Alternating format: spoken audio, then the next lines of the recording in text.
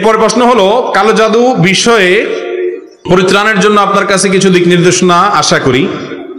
আসলে আমি অনেকদিন ধরে নিজেকে অসুস্থ বোধ করছি। এর মধ্যে আমি স্বপ্নেও দেখছি আমাকে জাদু করা হয়েছে। স্বপ্নের মধ্যে জানানো হয়েছে নির্দিষ্ট স্থান থেকে জাদুর উপকরণটি তুলে ফেলতে। আর বিষয় সম্বন্ধে আপনার কাছে কিছু নির্দেশনা আশা করি। ভাইরা আমার, আমাদের দেশে একটা মহামারী চলছে এবং এই মহামারীটা শহরে গ্রামে সর্বত্র, শহরে আরো বেশি। সেটা হলো ঘরে ঘরে জনে জনে এখন জাদুগ্রস্ত মানুষ এবং জিনের, দুষ্ট জিনের প্রভাবে প্রভাবিত অসুস্থ মানুষ।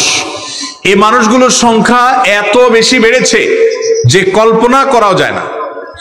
শহরে বিশেষ করে বিভিন্ন জায়গায় এবং কি সোশ্যাল মিডিয়াতে আপনারা দেখবেন তান্ত্রিক, কবিরাজ, অমুক তমুক এই সমস্ত অ্যাডভার্টাইজ এখন মোড়ে মোড়ে, পিলারে পিলারে, বিভিন্ন জায়গায় জায়গায়। এই লোকগুলোর কাজই হলো কুফরি কালাম করা, জাদু করা।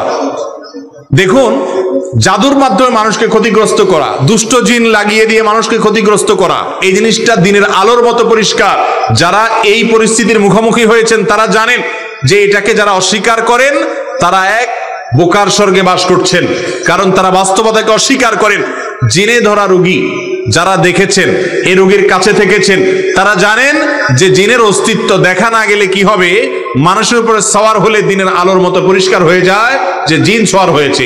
পৃথিবীর কোনো ডাক্তারের ক্ষমতা নাই, কোনো চিকিৎসা বিজ্ঞানের ক্ষমতা নাই ওই জাদুগ্রস্ত ব্যক্তিকে সুস্থ করার অথবা জিনে ধরা রোগীর জিন তাড়ানোর। কোরআনে কারীমের অলৌকিকতা, কোরআনের প্রতি ঈমান আনার জন্য একটা পয়েন্ট যথেষ্ট। আমি সবসময় বলি, আল্লাহর প্রতি ঈমান আনার জন্য একটা পয়েন্ট যথেষ্ট। সেটা হলো জাদুগ্রস্ত ব্যক্তিকে যখন আল্লাহর কালাম পড়ে ঝাড়ফুঁক করা হয়, জিনে ধরা রোগীকে আল্লাহর কালাম পড়ে যখন ঝাড়ফুঁক করা হয়, সাধারণত এই ধরনের রোগীগুলো কোরআনের তেলাওয়াত সহ্য করতে পারে না। আমি এর আগেও বিভিন্ন সময় বলেছি যে আমি এমন রোগী দেখেছি কোরআন তেলাওয়াত এবং আজান শুনলে তার শরীর বাঁকা হয়ে যায়, পা এরকম বাঁকা হয়ে যায়, একবারে ধনুকের মতো বাঁকা হয়ে যায়, এরকম ভয়াবহ অবস্থা। এবং কোরআন তেলাওয়াত শুনলে পাগলের মতো হয়ে যায়, টিকতে পারে না, অস্থির হয়ে যায়। এরকম রোগী আজকাল ঘরে ঘরে। এর অন্যতম প্রধান কারণ হলো যে এই যে জাদু মন্ত্র এবং কুফরি কালাম করা মানুষগুলো ছড়ায় গেছে সমাজে। আমি তো মনে করি প্রশাসনের উচিত এই সমস্ত তান্ত্রিক কবিরাজগুলোকে ধরে ধরে সবগুলোকে বিচারের মুখোমুখি করা, কারণ এগুলো স্বামী স্ত্রীর মধ্যে গন্ডগোল লাগানো, মানুষের জীবনকে তছনছ করা, জাদুগ্রস্ত করা এবং এই ধরনের পরিস্থিতির শিকার করা মানুষকে এই কাজগুলো তারা করে যাচ্ছে, মানুষের ক্ষতি করছে। এটা এক ধরনের ক্রাইম, এটা এক ধরনের অপরাধ, সাধারণ কোনো অপরাধ না। ইসলামের শরিয়াত দৃষ্টিকোণ থেকে এই ধরনের অপরাধীদেরকে ইসলামী আদালত মৃত্যুদণ্ড দেওয়ার কথা বলেছেন নবী করিম সাল্লাল্লাহু আলাইহি ওয়াসাল্লাম। এই জন্য জাদুগ্রস্ত কোনো মানুষ যদি জাদুগ্রস্ত হন, কোরআন তেলাওয়াত শুনলে তিনি সহ্য করতে পারেন না। জাদুগ্রস্ত রোগী, বিশেষ করে জেনে ধরা রোগীর হাই বেশি আসে, হাই তোলে বেশি বেশি করে, এবং কোরআন তেলাওয়াত শুনলে সহ্য হয় না, আজান এর আওয়াজ শুনলে সহ্য হয় না, আর স্বপ্নে বেশি বেশি করে ওই জিনিসগুলো দেখে। এগুলো আলামত। এগুলো যখন দেখবেন, কোরআনে কারীমের সূরা বাকারা বেশি বেশি তেলাওয়াত করবেন, তেলাওয়াত শুনবেন, বাসায় হাই ভলিউমে তেলাওয়াত চালায় রাখবেন।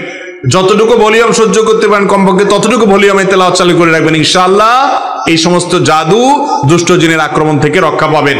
আর এর পাশাপাশি সূরা ইখলাস, সূরা ফালাক, সূরা নাস, এগুলো হলো জাদুর জন্য সবচেয়ে বড় মহৌষধের কাজ করে জাদুর রোগীর জন্য। নবী করিম সাল্লাল্লাহু আলাইহি সাল্লাম, আমাদের রাসূল সাল্লাল্লাহু আলাইহি সাল্লামকে লাবিদ ইবনে আসম নামে এক কপাল পড়া এক দুষ্ট মানুষ জাদু করেছিল। নবী করিম সাল্লাল্লাহু আলাইহি সাল্লামকে সে জাদু করার ফলে তিনি অসুস্থ হয়ে পড়েছেন, এত অসুস্থ হয়ে পড়েছেন যে তাকে সুস্থ করার জন্য কোনো রোগ বালাই দূর করার জন্য ডাক্তার কবিরাজ দেখায় কোনো ট্রিটমেন্ট করে কোনো উপকার পাওয়া যাচ্ছিল না। তখন আল্লাহ রাব্বুল আলামিন ফেরেশতা পাঠিয়ে সূরা ফালাক, সূরা নাস, সূরা ইখলাস এই সূরাগুলো নাজিল করেছেন এবং এগুলোর মাধ্যমে ট্রিটমেন্ট করেছেন। এজন্য জাদুগ্রস্ত ব্যক্তিকে ফু দেওয়া, এগুলা পড়ে পড়ে এগুলো তেলাওয়াত বেশি বেশি করা, এবং যারা কোরআন হাদিসের আলোকে ঝাড়ফুঁক করে, কুফরি কালাম করে না, এরকম মানুষের কাছে গিয়ে কোরআন হাদিসের আলোকে ঝাড়ফুঁক গ্রহণ করবেন। আল্লাহ তাআলা জাদুগ্রস্ত মানুষ, জিনে ধরা মানুষগুলোকে সুস্থতা দান করুন। কিছু মানুষ আছে দেখবেন কোনো অসুখ বিসুখ নাই কিন্তু বিছানায় পড়ে গেছে, কোনো কাজ করতে পারে না, বাসার বাইরে যেতে পারে না। ডাক্তাররা সাধারণত দেখে বলে দেয় মানসিক রোগী। হ্যাঁ, অনেকে মানসিক রোগী আছেন, সেটা যেমন সত্য, তবে এই টাইপের রোগী বেশিরভাগ ক্ষেত্রে জাদুগ্রস্ত বা জিনে ধরা রোগী। এই বাস্তবতা আমার সামনে একটি নয় বহু কেস দেখার সুযোগ হয়েছে। কোনো রোগ ধরা পড়ে না, ডায়াগনোসিস হয় না, কিন্তু লোকটা শেষ হয়ে যাচ্ছে আস্তে আস্তে। এগুলো জাদুর কারণে এবং দুষ্টজনের প্রভাবে। আলহামদুলিল্লাহ, প্রপার ট্রিটমেন্ট যদি করতে পারেন, যদিও এই ঝাড়ফুঁক করা মানুষগুলোর ভিতরে বেশিরভাগ লোকই বাটপার কিসিমের হয়, এগুলোকে ধান্দা বানায় নেয়, ভালো মানুষ নিয়ে গেলেও বলে হাইরে আপনারা জাদু করে শেষ করে ফেলেন তার ব্যবসা জমানোর জন্য, এরকম লোকও আছে। আবার ভালো মানুষও আছে, পরিমাণে কম। তো যারা জাদুগ্রস্ত বা জিনে ধরা রোগী এরকম নিজেকে মনে হয়, কোনো রোগ ভালো হচ্ছে না, কোনো ট্রিটমেন্টে কোনো ডায়াগনোসিস হচ্ছে না, রোগ নির্ণয় হচ্ছে না, তাহলে চেষ্টা করবেন যে কোনো ভাবে এই কোরআন হাদিসের ঝাড়ফুঁক নেয়ার। আল্লাহ তাআলা আমাদের সবাইকে হেফাজতে রাখার থাকার তৌফিক দান করুন।